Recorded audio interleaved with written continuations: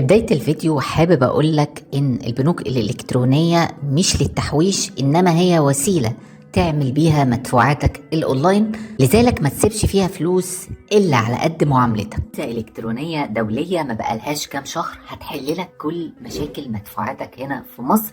طبعا في كذا زميل ليا على قناة تانية شرح الفيزا دي، لكن أنا حبيت استنى شوية بحيث ان انا اجرب كل مميزاتها وكل عيوبها واعمل لكم السلسله اللي انتوا عارفينها وتجربتها على اغلبيه المواقع. الفيديو ده هقولك ازاي تسجل في الموقع ده ببطاقتك الشخصيه في خلال 10 دقايق وتحصل على الفيزا دي، وازاي تحصل على ارخص سعر للفيزا دي ان سعرها بسيط جدا، وكمان هتاخد بونص $5. وهقولك مميزات البونص ده ايه وعيوبه ايه، لكن ركز معايا في كل تفصيله في الفيديو ده عشان ما تقوليش بعد كده ان انا ما قلتلكش، لان في مميزات مش هتلاقيها في اي موقع تاني وفي عيوب برضو مش هتلاقيها في اي موقع تاني.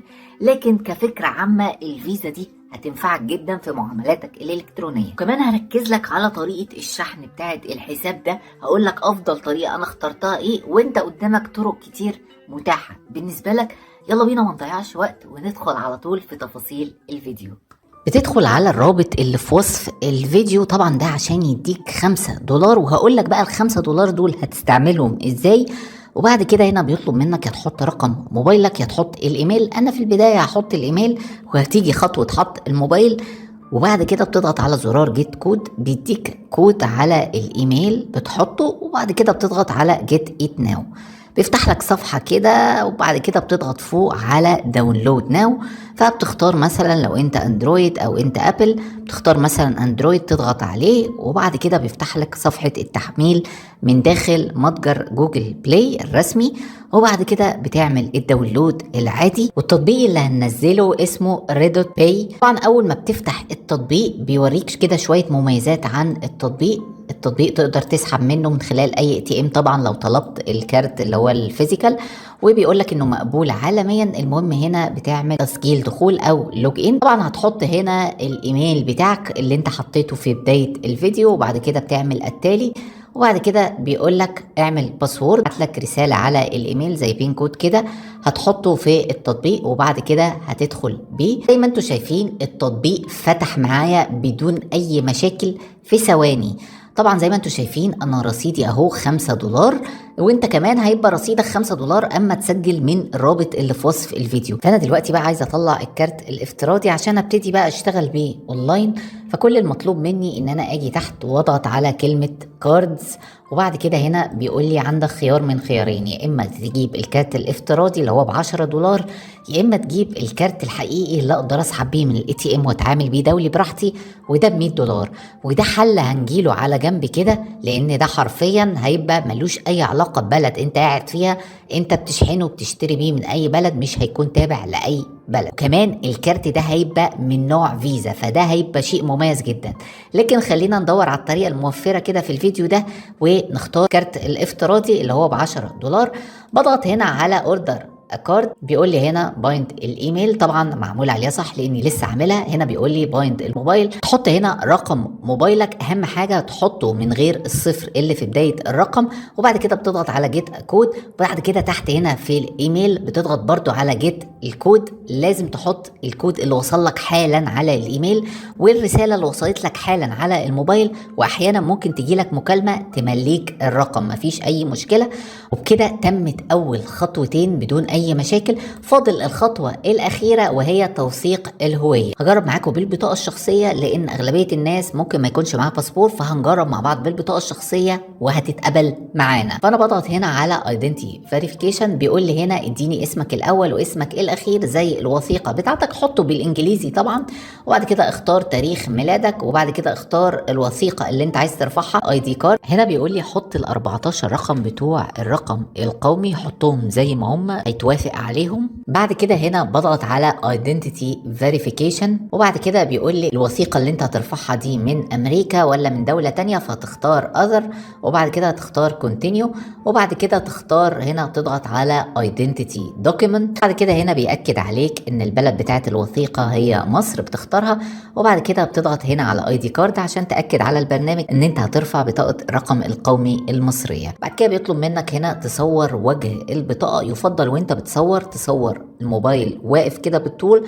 والبطاقه تبقى خلفيتها بيضة وبالعرض، وبعد كده تضغط على دوكيمنت از ريدابل، وبعد كده تفتح لك الكاميرا عشان تصور الوجه الخلفي للبطاقه، هتعمل فيها نفس الموضوع وتضغط على الدوكيمنت از ريدابل. وبعد كده هنا بيطلب منك صوره سيلفي، بيفتح الكاميرا اللي قدام، بتبص للكاميرا كويس وهو بياخد ابعاد الوجه بتاعك، وبعد كده مبروك عليك، تم التوثيق بنجاح. زي ما انتم شايفين في خلال ثواني تمت الموافقه عليا. ركز معايا بقى قوي في التفاصيل اللي جايه دي. زي ما انتم شايفين البطاقه سعرها 10 دولار. احيانا كده لو دخلت على واجهه التطبيق ممكن تلاقي عروض او سيل في اوقات وايام معينه ان البطاقه بتنزل ل7 او 8 او 5 دولار، او احيانا بتلاقي برومو كودز. فانا كان حظي حلو وانا بصور الفيديو ان انا لقيت سيل ان البطاقه نزلت ل7 دولار. طبعا كان عندي مشكلة واحدة، وهي ان انا رصيدي ما يكملش. فازاي بقى اشحن رصيد حسابي عشان اقدر اشتري البطاقة؟ وانا يا جماعة نصيحة مني ليكم، تشحنوا حساب اللي هو اليو اس دي ده برقم البطاقة كله. يعني مثلا لو البطاقة شايفها ب7 او 8 او 10، اشحن رصيد حسابك، مالكش دعوة بال5 دولار دول، سيبهم على جنب، لان مش هينفع تشتري بمجموع الرصيدين على بعض. فيفضل ان انت تشحن اليو اس دي كله على بعضه. فانت دلوقتي هتختار تضغط على ديبوزيت هنا، وبعد كده تضغط على يو اس دي تي، وبعد كده هتختار الشبكة بتاعتك اللي هي البي ان بي، وبعد كده بتيجي تحت هنا وبتنسخ الرابط بتاع المحفظة. بالنسبة لي انا اخترت موقع سبيدي اكتشينجر لانه هو يعتبر اول موقع بيدعم اللي هي خاصية شحن بطاقات الريدت تو باي. وبصراحة يعني الموقع سريع جدا زي ما هوريكم في الفيديو كمان شوية، وعمولة الشحن على اي معاملة انت هتعملها شحن ريدت تو باي ثابتة اللي هي 19 سنت. شحنت ب10، سواء شحنت ب20، سواء شحنت ب5، هي 19 سنت، والحد الادنى للايداع كمان 2 دولار. ممكن ناس تانية تفضل ايرتم او باينانس او كده، لكن مش كل الناس عندها حسابات على المواقع دي. لكن انا بالنسبة لي سبيدي اكتشينجر هتخلص على طول. فالوقتي دخلت على موقع سبيدي اكتشينجر واخترت ان انا هشحن من انستا باي لريدت تو باي، وبعد كده كتبت المبلغ المطلوب، كتبت ان انا عايز اشحن ريدت تو باي ب6 دولار. وبعد كده الرابط بتاع المحفظه اللي انا نسخته من ريدت تو باي حطيته في رقم المحفظه بتاع ريدت تو باي، اهو كاتب بي ان بي والت نمبر. بعد كده طلب مني الموقع صوره للمعامله من انستا باي، رفعتها بالظبط، استنيت 10 دقايق، الفلوس كانت وصلتني. وعلى فكره يا جماعه الموقع بيحول على طول، هو ريدت تو باي، الا احيانا بيأخر الفلوس. لاني جربت المعامله دي وبعدها عشان ما ضيعش وقت الفيديو جربت معامله تانية بحوالي 10 دولار ونفس الموضوع في نفس الوقت حصل. عشان كده يعني مفيش اي مشاكل لو اتأخرت معاك من 10 لربع ساعه. نرجع تاني لخطوه شراء البطاقه وبنضغط على جيت ات ناو. بعد كده هنا بيقول لي ان انت هتدفع مبلغ 7 دولار عشان تحصل على البطاقه. بس في نقطه مهمه جدا، ان انت لازم تحط البيلينج ادريس. يعني انت مثلا عايز بيانات بطاقتك تبقى مصر او انجلترا او امريكا ايا كان يعني، واحيانا في بعض المواقع بتطلب ان البطاقه تبقى من نفس البلد، فانت ممكن تحط البيلينج ادريس زي ما انت عايز، مش شرط تحطه مصر مثلا، لكن ده مش هيفرق طبعا في نوع المدفوعات، كده كده البطاقه دي مش مرتبطه باي بلد. المهم هنا بتضغط على باي، وزي ما انتم شايفين هيدفع من رصيد اليو اس دي تي، وده اللي بيأكد لكم كلامي ان هو مش بياخد مجموع اللي هو اليو اس دي. يعني ال5 دولار الرصيد ده مش هينفعوك لو البطاقه ب7، لازم تبقى اليو اس دي تي كامله هي اللي ب7، ونفس الموضوع لو ب10، عشان بس تكون النقطه دي واضحه وما تضطرش تعمل زي شحن مرتين. بعد كده هنا بتضغط على كونفيرم. زي ما انتم شايفين تم شراء البطاقة بنجاح، ودي بيانات البطاقة زي ما انتم شايفين بس هي مخفية. وطبعا لو ضغطت على البطاقة هيظهر لي ظهر البطاقة، اقدر اظهر كل بيانات البطاقة براحتي، ودي هدفع بيها على اي موقع سواء فيسبوك او جوجل او الباي بال او اي موقع انت عايزه براحتك. كل ده هيكون تجارب ان شاء الله هوريها لكم في الفيديوهات الجايه. واحد دلوقتي هيسالني ويقول لي طب ايه فايده البونص اللي هو ال5 دولار اللي انا خدتهم من البدايه؟ لو تلاحظ دلوقتي انا رصيد البطاقه 13 دولار و62 سنت، ورصيد اليو اس دي تي اللي انا شحنته بعد ما اشتريت البطاقه بقى 8 دولار و62 سنت، اللي هو زائد ال5 يبقوا 13 62 سنت. يبقى من الاخر كده رصيد $5 البونص ده رصيد مشتريات، بعد ما تشتري البطاقة تقدر تستعمله. طبعا لو عايز اسحب فلوسي من التطبيق كل اللي بعمله بضغط على withdraw، طبعا بيفتح لي هنا السحب، بختار الحاجة اللي انا عايز اسحب منها سواء USDT او USDC او ايا كان، وبختار الشبكة. لو اخترت الايثيريوم هيبقى الحد الادنى للسحب هو 50 ومصاريفها 13 وحدة من المعاملة الواحدة.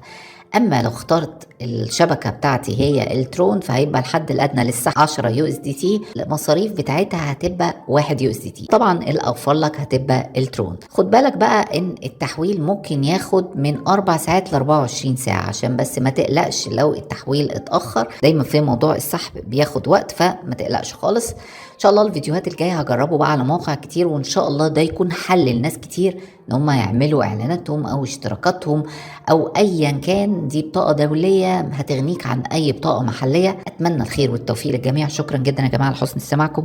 السلام عليكم ورحمه الله وبركاته.